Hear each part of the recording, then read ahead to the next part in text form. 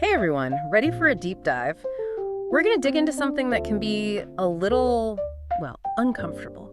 Ethics in behavior analysis. Yeah, and before you think, oh, not this again, this isn't just for the therapists out there. No, this is for anyone who's ever interacted with behavior-based services, had a kid in a classroom using these strategies, or even just, thought about how we influence behavior ethically. Absolutely. It's relevant to all of us. Exactly.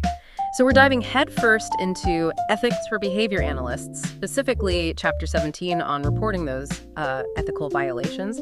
But don't worry, we're not just reading you the rules, we're going way deeper than that. Right. We want to figure out the why behind it all. Exactly. And this chapter, it really emphasizes that filing a notice of alleged violation, that's not something you do lightly. It's serious business. It can have some big consequences. But here's what I find so interesting. The book actually dives into why someone might feel they have to file a notice in the first place, when it's the only option left. It's almost like what has to happen for it to get to that point. Yeah, exactly. And what I found fascinating is that communication breakdowns are a huge part of it. Absolutely. And we're not just talking about someone forgetting to send an email.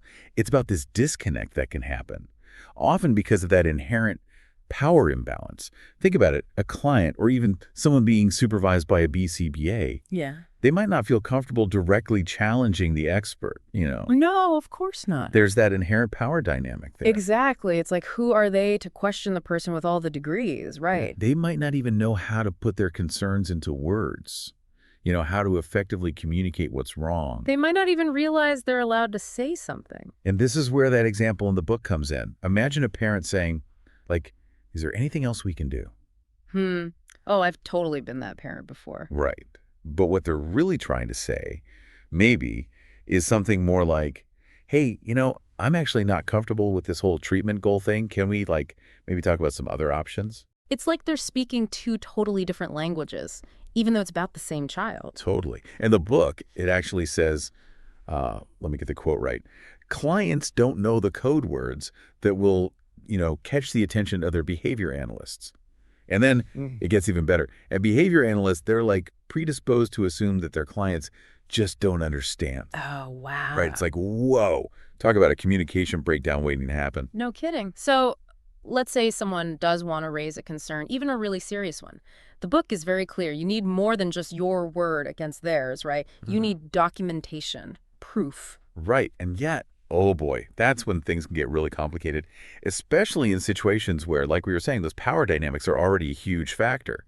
Imagine you're being supervised and you see a colleague doing something that's, well, a clear violation of the code. Yeah. But you don't want to say anything because what if it means risking your career? Right. Of course. Or even a parent overhears a therapist on the phone talking about a client's case and it's confidential information. What are they supposed to do is start recording on their phone. And that's the thing, right? Getting that kind of solid evidence, it can be so difficult. And that's probably a big reason why some people they don't say anything at all. Because who wants to go up against that? It really makes you think. It's tough, right? You're supposed to say something, but it feels risky. But that's, I think, where the updated ethics code comes in. Yeah. Specifically, that code 3.04, where it says behavior analysts have to actually tell people about the complaint process. Exactly. Right up front. No more burying it in the fine print, right? Right. Transparency is key. And that is huge. It's finally we're acknowledging that, hey, these power dynamics exist, concerns can come up, and there's a way to address them. We've got a system. Makes sense. But I am curious, how does that play out in real life? How do you have that conversation without, overwhelming someone with legal jargon? It's a balance, right? It's got to be approachable. You don't want them walking away more confused than when they walked in. The book, it doesn't really have a script. Probably for the best, honestly. Right. Because every situation, every client, every supervisee, it's going to be different. It's about tailoring it.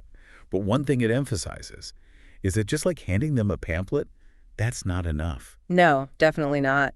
Here's a wall of text. Good luck. Exactly. It's about having an actual conversation, a dialogue, making it clear that they can ask questions, express their concerns, and not be, penalized for it. Right. Because it's not just about knowing they have rights. It's about feeling safe to actually use them. 100%. It's about trust and respect, building that strong foundation. Okay, I love that. But, you know me, I do love a good roadmap. And thankfully, the book delivers. It lays out 7 specific steps for filing a notice of alleged violation.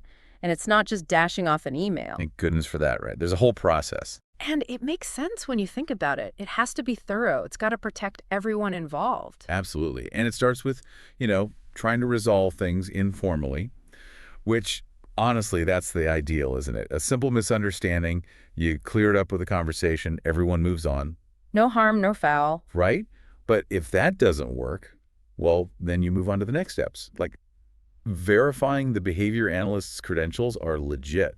Figuring out exactly which part of the code was violated, gathering that documentation we talked about, and finally, if all else fails, that's when you submit the formal complaint to the board.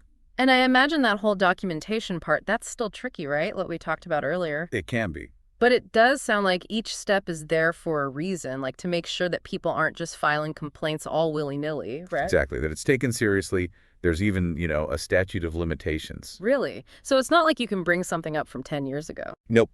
The book, it says complaints have to be filed within 6 months of when the alleged violation happened. Sure. Or 6 months from when you became aware of it.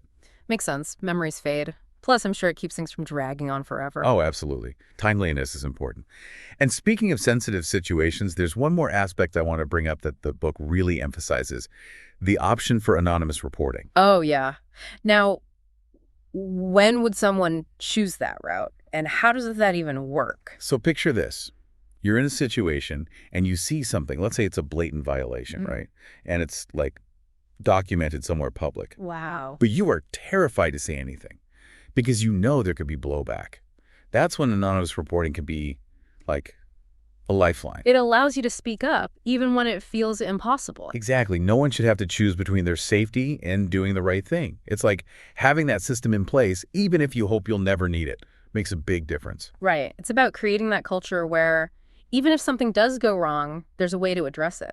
Absolutely. And it brings up that whole idea that, ethics isn't just about checking boxes and following rules. Right. Like, I didn't break any rules today, I'm good. Exactly. The book even says, let me find it, simply following the rules isn't enough.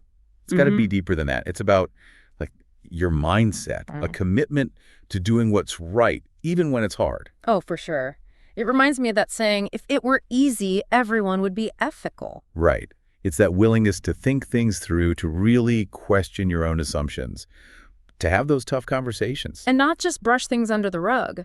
But the book doesn't paint the ethics code as this, like, scary, restrictive thing. No, not at all. It emphasizes that, at its core, it's about protection, guidance, for everybody. It's there to help, not to punish. So it's not about, like, trying to catch people out or anything like that. It's about making sure the profession itself, upholds the highest standards for clients, supervisees, everyone. 100%. It's like, how do we all work together to make this the best field it can be?